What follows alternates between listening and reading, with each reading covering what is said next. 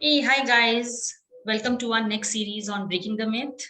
And this is Deepti, founder of healclinic.in, which is a wellness platform where we work with different energy healing therapists and look at emotional, physical, mental, and spiritual wellness.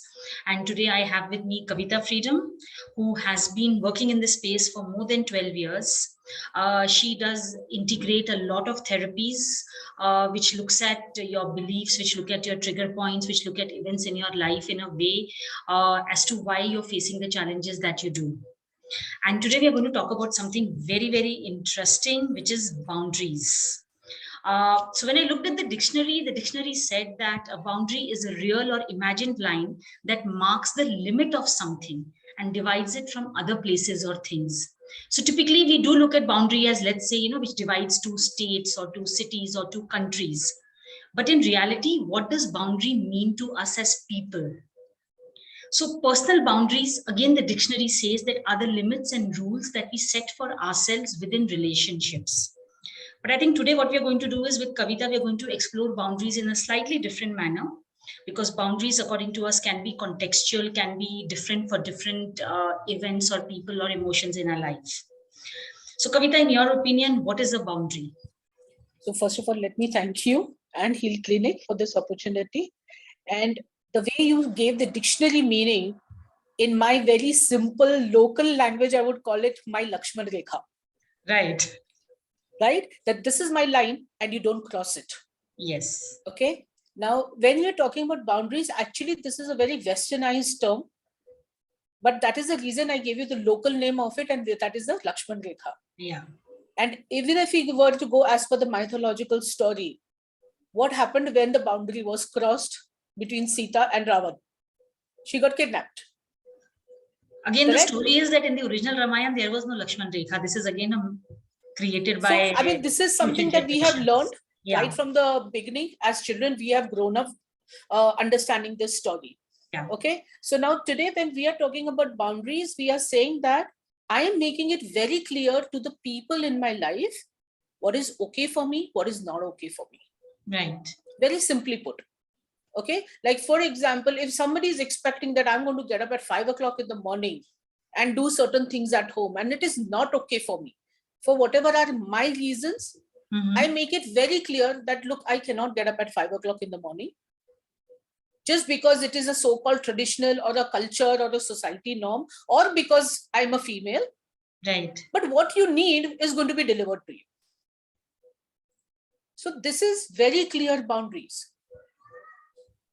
Now, why are we talking so much about boundaries today? Because in a culture like India, where there are joint families, okay, we still have families that where even uncles and 2 to 3 generations are living together. Yes.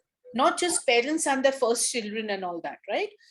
It is especially in these kind of situations where boundaries are getting crossed left, right, and center. Right from somebody not knocking at your door before coming into your room, which is a boundary issue, to taking a decision on somebody else's behalf. Yes. So these are all boundary issues. I think even creating tight boundaries around you conditioned by society, because even, I mean, we talk about joint families, but then there are also cases where now as children go out of home to other cities and stay alone. Somewhere they have been conditioned ki you can do this, you cannot do that. Even those are boundaries, right? Of course, I mean, imagine if today we have to send a young daughter out without getting into the fear of the mothers that we are, we still will tell a child that, look, yes, freedom is there, but the freedom needs to go with responsibility. And that's a boundary. And that's a boundary. That is a boundary where the mother is saying that, yes, I'm giving you this freedom, but you need to know that if you do certain things, it's going to come with its own consequences.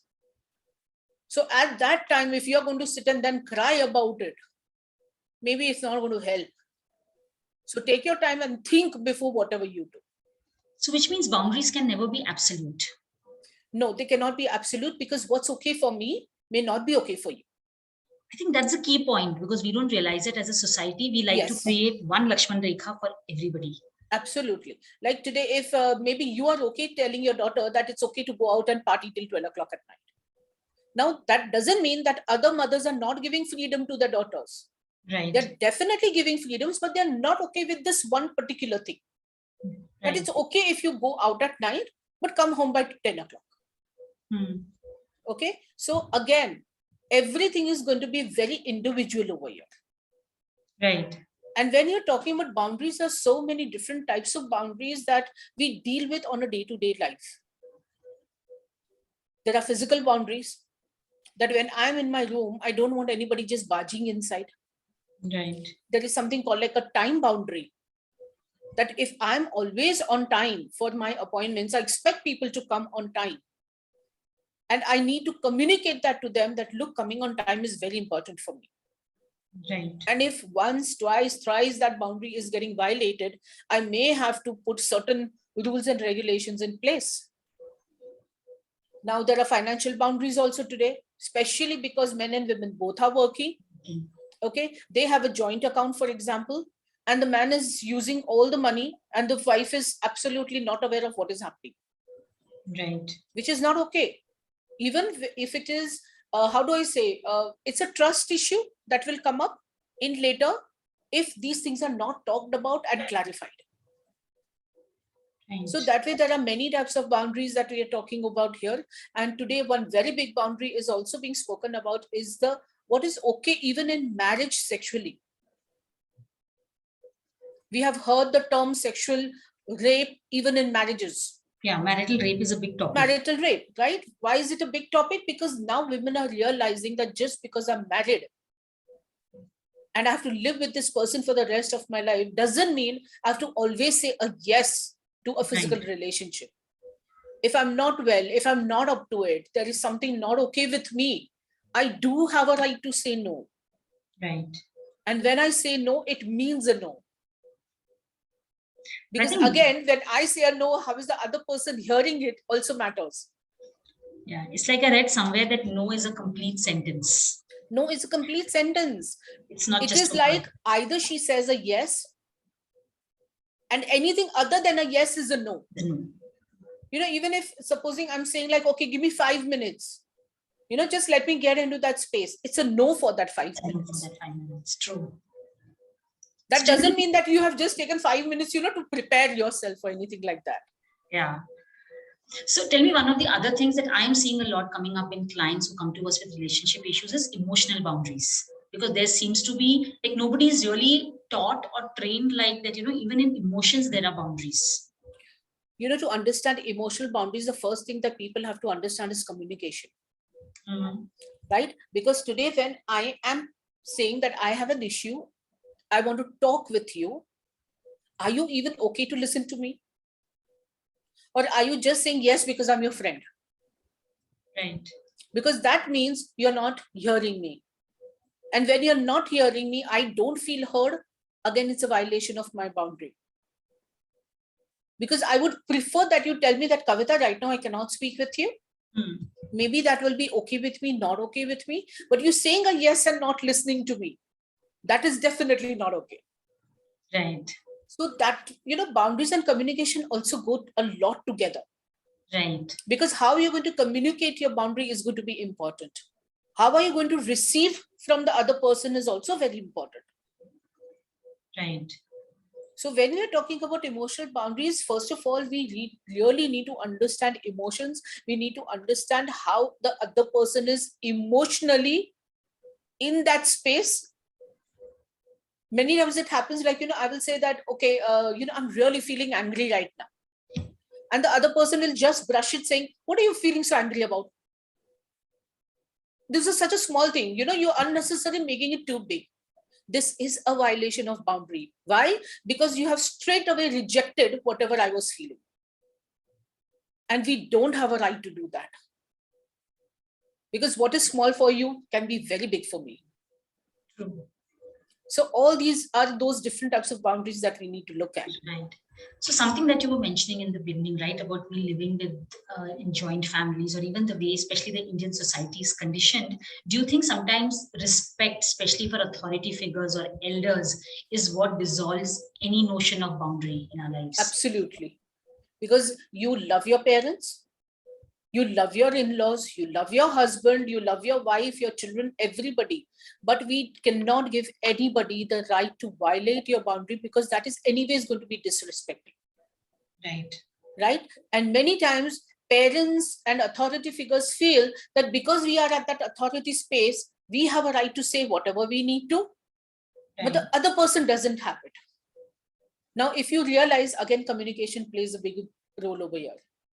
If the parents and the children have that kind of communication, they both can sit down, have a conversation, go back and forth, and find a solution. But imagine the parents straight away tell the child, this is what I've told you, this is what you're going to do, over. Right. That's not going to work. It didn't even work with our generation, so forget working with the other generations. Yeah, I think one of the other issues is, or the starting point for boundaries is also to educate people on that why boundary is essential. Because most people don't know this concept that I have a right to say no, or even to become aware that this is something which is not okay with me. So again, I will come to my favorite topic, the diseases that can come up because of boundaries. Right. Now imagine when you are not going to be able to say a no, what's going to happen to you? What happens when you can't say a no, no matter what's happening in your life? So you carry that guilt, you carry that shame within you. Your voice is stuck. Thyroid. It's an absolute conflict of feeling powerless. When I'm constantly in that space that people are not hearing me, I need to hear them. So many heart issues come up because of that. And if you even take the word heart, it is here, T. So all conflicts of not feeling heard, not feeling understood in communication and boundaries, they have the impact on the heart. All your sexual violations of boundaries, they will have an impact on your heart. They will have an impact on your reproductive system. Right. So it is not that, diseases, when we are looking at them, we are just looking at only something that has happened at a symptomatic level. There is a whole story behind it. I mean, and if the audience remembers last time when we spoke about money, it is how interesting that, how money causes diseases the same way. Boundaries also will cause diseases. True. So imagine living in that big joint family. You not only have your in-laws, but their in-laws. You have lateral in-laws also, like uncles and chachis and, all of them. And you have to listen to everybody and you can't say anything over there. No wonder the women are coming down with thyroid at such early age. They're coming down with diabetes because they feel so disgusted. I think it's not just physically staying in the same house, because what I've also seen is even with children, or not even children, as adults, you move out of the joint family system, but still the hold of the parents and the uncle aunts are still there because decisions are still taken jointly. That's the whole thing. For a joint family to survive, if everybody's included and everybody's thoughts, emotions are taken care of, then it's a beautiful system. I myself come from a joint family and I wish I could have created that kind of same environment for my daughter. I know how I flourished over there. Right. But that same thing can become very negative if it is not taken care of in the right way. Yeah. Right. And now let's even talk about energy boundaries over here, because this is something that nobody talks about. Right. Right. We spoke like physical boundary, emotional boundary, financial boundary, but there is also energy boundary. Yeah. It is like if a client is taking away too much of your time, just wants to speak and be in that victim space all the time over the phone with you, and you're trying to be the empath and trying to help that person, but in the whole process you are getting drained out. This is a violation of your energy boundary. Yeah. I think not just client, in any relation. Of course, any relationship, but this is an example that I gave which happens at the work front. Now in a personal relationship, what happens is when only another partner's needs are important, your needs are not important, there's going to be a huge energy boundary violation here. So it is like, how many times have you heard people say, oh, I just worked for 2 hours, why am I feeling so tired? What did I do to feel so tired? I'm just feeling drained out. This is when too many people are there in your energy space and they're using up your energy. Right. Again, one more simple example I can give you at the professional level. Nowadays, it's become like, a fad. Oh, I can intuitively, read your energy. Hello? Who gave you the permission to do that? Well, I've just had that fight with someone yesterday. So it is like, in fact, when you are a therapist, you are a healer, you are in that kind of spiritual work, Maintaining your energy boundaries and your ethics is even more important than anything else. Yeah. It's like, I've barged into your house without giving you a phone call or a message that I'm coming to your house, thinking that this is my house and I can just walk in. Yeah. No, I'll come up with a new boundary now, WhatsApp boundary. Because people think they can WhatsApp you at any time of the day Oh, or yes. the night, and they expect Yes. you to respond. Those 2 blue ticks have come, which means that you have to respond in the next 1 minute. And if you don't, there's a barrage of message from them. Yes. And that is where I have told my clients, yes, I'm awake till 2 o'clock at night because I am studying, I am doing my work. But that does not mean that you have the permission to message me after 9 o'clock. Yeah. Until and unless it's a do or die situation. Right. But yesterday, in fact, somebody just sent me a WhatsApp at 10:30 at night because she found out some conflict regarding the disease that she is having. Now, I understand that you want to get well, but how is that going to help? And that was 10:30 at night. Yeah. So again, social media boundaries are so important. That's another new thing that is coming up. Yeah. Everything is on Facebook. My daughter gets born, that is on Facebook. Today she's become 1 year old, that is on the Facebook. Her birthday party is on the Facebook. We don't understand these can become very serious protection issues. Yeah. At one point, I mean, literally the police and everybody had requested people that don't do these kind of things because people are tracking you down. And tomorrow you are going to get into danger if your child, your wife or anybody is going to get, picked up by goons. Yeah. But in our excitement of, wanting to connect with the world, I don't know what connection also we are having with the world for that matter. I think it also comes from a lot of insecurity because it's a safe place in the sense that you are insecurity and also wanting attention. Yeah. How many likes am I getting? How many comments am I getting? Somewhere it is fulfilling your self-worth. Yeah. So what you're not getting in your real life because you're not able to set clear boundaries in your physical relationships, you are looking at getting that same thing from the social media because it's a virtual world. Yes. And there any Tom, Dick and Harry is giving you a like, no? Yeah. मतलब it is like घर वाले देखने को तैयार नहीं है, but that like is so important. So I always tell them, please work on your self-worth issues. Please work on your boundaries rather than doing all these kind of things. That makes so much sense because that's where, I mean, as a world, I think we need to learn that there are boundaries of different kinds. Because we only look at boundaries, whether it's a cricket field, like अरे चौका चढ़ गया क्योंकि वो boundary के पार चला गया है, और we look at like boundary के बाहर गया तो वहां पे आप ताली बजा सकते हो कि भाई छक्का लग गया करके. हाँ. लेकिन अगर आपकी बाउंड्रीज, पर्सनल बाउंड्रीज हर दूसरी सेकंड में अगर वायलेट होने वाली है, I really want to see how much we can clap around that. Yeah. No, very true. So in fact, guys, based on this, what we have discussed today, and it's a discussion which Kavita and me having for a long time. So we have actually come up with a workshop called Setting Boundaries. It's a 4-hour workshop, which is on 16th April. So Kavita, what would you cover in that workshop? I first of all explain what are boundaries, what are different types of boundaries, what are advantages of having boundaries, what are the disadvantages of not having a boundary. I do a lot of energy boundary clearance because the minute you do that, people suddenly realize they have so much of energy left with them. So that's the first thing that I work on. Right. And there are multiple exercises which makes you aware that, how can I put my boundary? Where all I don't have a boundary. Because sometimes people don't even understand that the boundaries are getting violated. Yeah. So first, that awareness is important. So post the workshop, how can this be beneficial to the participants? What kind of tools do they take with them? I think the biggest tool you're going to take away from this is the amount of energy that you're going to be left with. And I won't be surprised if the people who are attending it, and if anybody has a thyroid, the thyroid gets healed. Interesting. Because the minute you're going to start saying no, that part of your body which is feeling so constricted and stuck, it opens up. Yeah.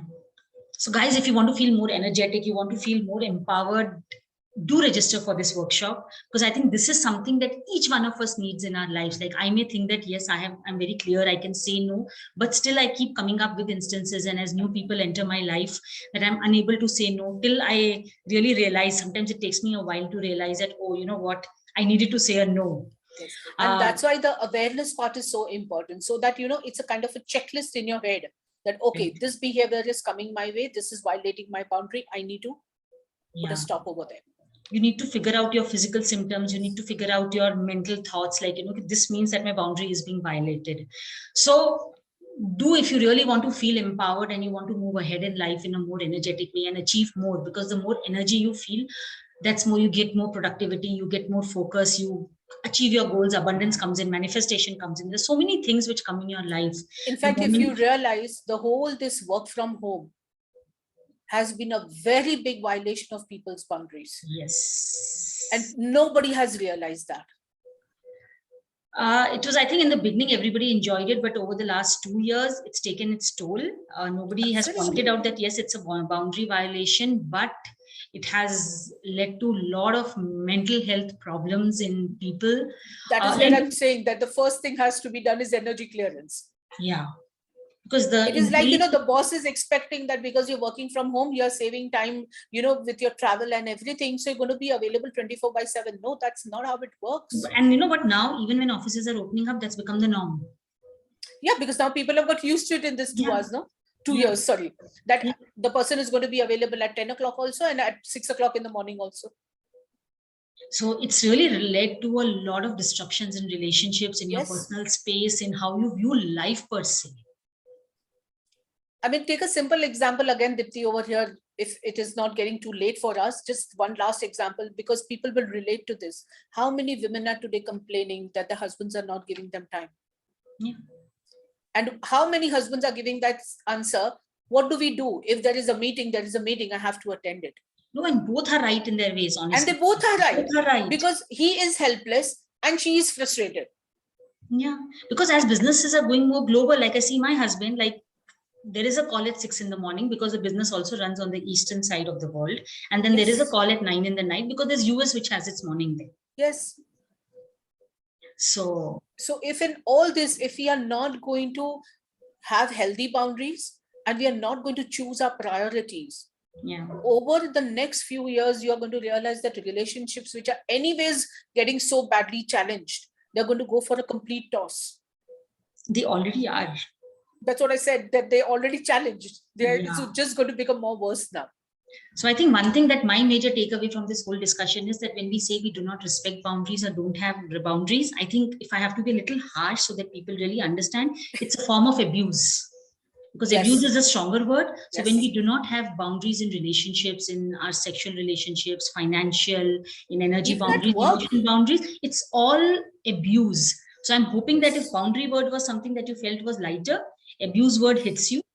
Because that is what it is. Because at the end of the day, that is what it is. And I'm sure that between Kavita and me, we will come up with another episode on different kinds of abuse and how we invite abuse into our lives without even realizing it, or sometimes even we abuse ourselves without knowing that we are doing that. So that's a topic for another day, but thank you so much for listening to us. We will